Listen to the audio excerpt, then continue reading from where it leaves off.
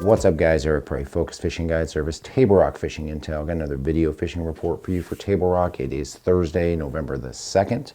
Sorry, we're getting this out a little bit late. I have been on the water all this week up until today, but to be honest with you, with how cold it's been, by the time I've gotten off the water, all I wanted to do is just get in the truck, turn the heat on, and go home and take a hot shower, because it's been cold and nasty all week.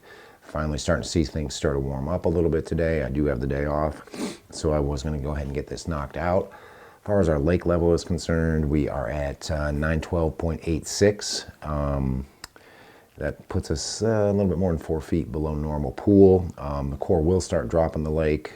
We go to 915, I believe, on December 1st, so they're going to probably not drop it, but they're not going to let it get too much higher. We got about 3 or 4 inches of rain in Springfield over the weekend, and the lake actually went down, so you'll figure that. We've been pretty darn dry. Water temp, in the morning, you're around 63, 64, and then by afternoon, yesterday afternoon, about 2 o'clock, it was around 67. So we're seeing mid-60s. The water is definitely cooling off. We got a little warming trend coming to the end of the week, so I don't think it's going to drop a whole lot more than this until we get some more cooler weather. But the days are shorter, and it's a little bit cooler at night, so I definitely could see water temperatures starting to get down in the 50s in a week or so, which will change the bite again. Best way to know, best way to stay on top of it, of course, join Table Rock Fishing Intel and get all those daily reports and weekly reports and all that other information. You know, even with this cold, nasty weather, we've had guys out there on the water almost every day, and we've been putting out reports almost every day of the week as far as what's going on, how we're catching them, so on and so forth. So it does help you know before you go if you join Table Rock Fishing Intel and become a pro member. As far as the bites that are working right now, you know, the drop shot bite or deep bite continues to be strong, and that will probably get stronger as the water cools. We're still catching them on a drop shot, catching a few on a spoon, scuba spoon. We're catching a few on a Damiki and a few on an ice bait. On the gravel, those fish have been anywhere from 30 to about 50 foot deep, holding pretty close to the bottom unless you've got shad present. If you've got shad present, you'll see those fish right underneath the shad. But the big schools of shad really have not shown up yet. So most of the fish we're catching out there deep have been on the bottom on gravel or around standing timber, back in the creek arms or on the ends of bluffs. And most of those fish have been 25 to 40, even 50 foot deep around the timber as well. And the best bite's been with a drop shot, but I have been able to catch a few on a spoon, a few on a ice bait, and a few on Damiki. It's just, you know, you gotta kind of rotate through those baits to find out which one they want. If you find an active school, you can catch them better on a spoon or the ice bait. Dragon bite with either a Pee Wee HD football jig or the heavy cover football jig. Both have been good. Most of those fish are coming from about 18 to about 30 feet deep.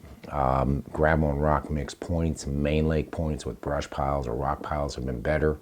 A lot of these fish are concentrating around whatever cover there is, whether it be standing timber or rock piles or brush piles. So if you know where there's some deeper brush piles around that 20 to 25 foot deep, that has been a key area. Keep that in mind. As far as the topwater bite, it's been pretty dismal. The last few times I've gone out and thrown a topwater, whether it be a plopper or a buzz bait or any of the other topwater baits, I'm not getting a lot of bites. That should change with this cooler water. I was really hoping to see more rain come in so it would position the shad a little bit shallower.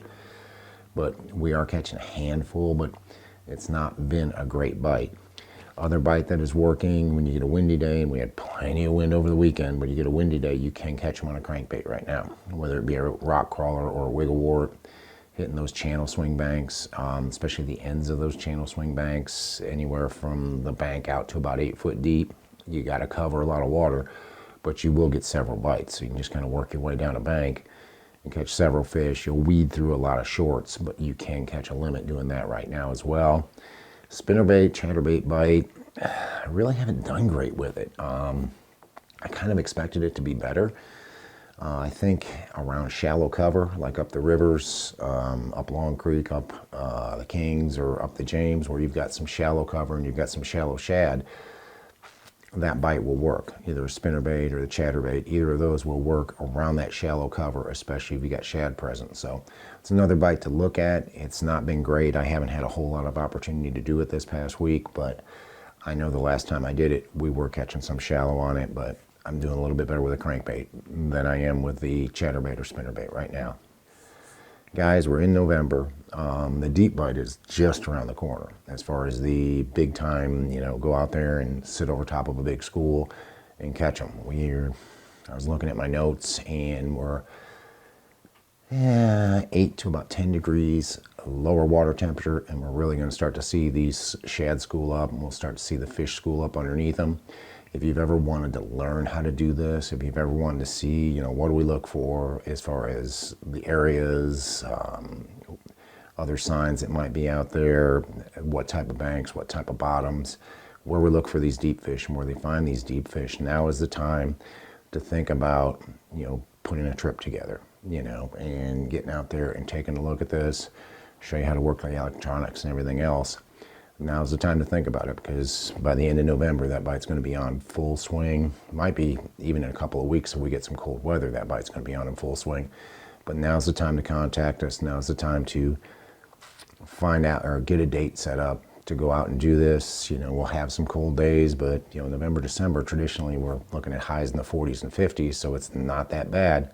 The best thing to do, of course, is to give me a call and we'll get something set up. Of course, it's Focus Fishing Guide Service. You can reach me at 417-860-4743 or hit focusfishing.com, where you can either book online or just shoot me an email and we can kind of work on some dates or something. Try to figure out a time to get out there and catch some of these fish out there deep and learn how to fish deep on Table Rock. But again, thanks for watching the video. Check out Table Rock Fishing Intel. If you're thinking about wanting to book a deep trip, get a hold of me. But thanks for watching. Can't wait to hear from you. We'll see you on the water.